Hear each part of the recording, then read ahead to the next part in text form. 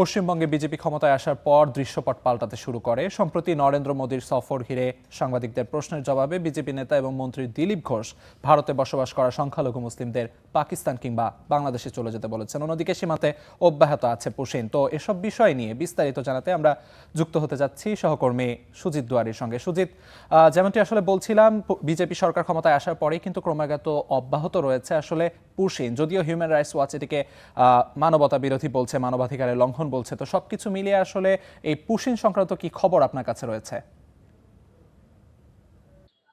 দেখুন, আপনাকে জানিয়ে রাখি যে পুশিং সংক্রান্ত বিষয় কিন্তু এখন কিছুটা হলেও স্থগিত রয়েছে, বন্ধ রয়েছে পুশিং প্রক্রিয়া। কারণ তথ্য যাচাই যাদের লাস্ট পজিশনে রয়েছে, তথ্য যাচাই করা রয়েছে যে ৩৫০ জন মতো রয়েছে বিভিন্ন হোল্ডিং সেন্টারে।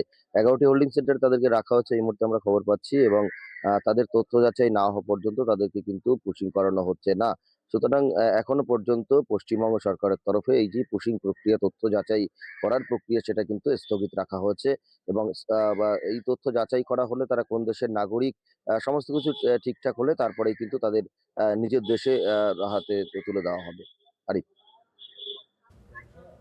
সুজিত, আরো একটি বিষয় যে এই যে রাস্তা বন্ধ নিয়ে আসলে মুসলিমদের দেশ ছেড়ে চলে যেতে বলেছেন বিজেপি মন্ত্রী দিলীপ ঘোষ। তো এই বিষয়ে এবং একই সঙ্গে মমতা বন্দ্যোপাধ্যায়ের যে রাজনীতি, তার সম্পর্কে আসলে সবশেষ খবর কি রয়েছে আপনার কাছে?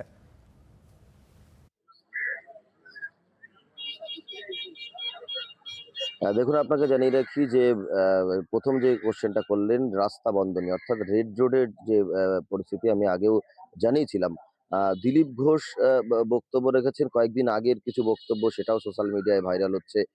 তিনি বলেছেন যে রাষ্ট্রবাদী মুসলিম যারা রয়েছে, অর্থাৎ এই রাষ্ট্রের কল্যাণ চায় যারা, দেশের ভালোবাসে যারা, তারা এদেশে থাকবে। কিন্তু দেশ ভালোবাসে না যারা, বা বহিরাগত যারা এসছে, যারা অনুপ্রবেশকারী, তাদের উদ্দেশ্যে কিন্তু তার বার্তা যে দেশকে যারা ভালো না বাসে, তারা রাষ্ট্রবাদী যারা নয়, তারা কিন্তু দেশ ছেড়ে চলে যাক, পাকিস্তান বা বাংলাদেশ চলে যাক। এই ধরনের যে মন্তব্য, সেটা কিন্তু উনি আগেই করেছিলেন, সোশ্যাল মিডিয়াতে নতুন করে ভাইরাল হচ্ছে।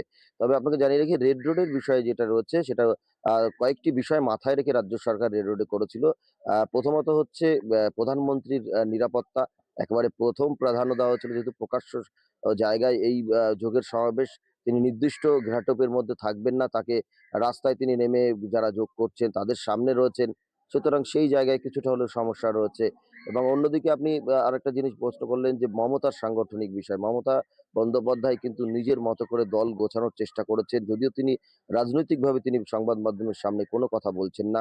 তিনি সাংগঠনিক কিভাবে দল ঠিক করা যায়, দলটি ঠিক করা, সেই সমস্ত কিছু মাথায় রাখছেন। এবং দলত্যাগী যারা হচ্ছেন তাদের এবং পুরনো কমিটি তিনি ভেঙে দিয়ে নতুন করে কমিটি ঘোষণা করেছেন। যদিও জেলা স্তরে কোনো কমিটি ঘোষণা করা হয়নি। সমস্ত বিষয় মাথায় রেখে তিনি কিন্তু দল গোছানোর চেষ্টা করছেন। আরিফ। সুজিত, আপনাকে অসংখ্য ধন্যবাদ।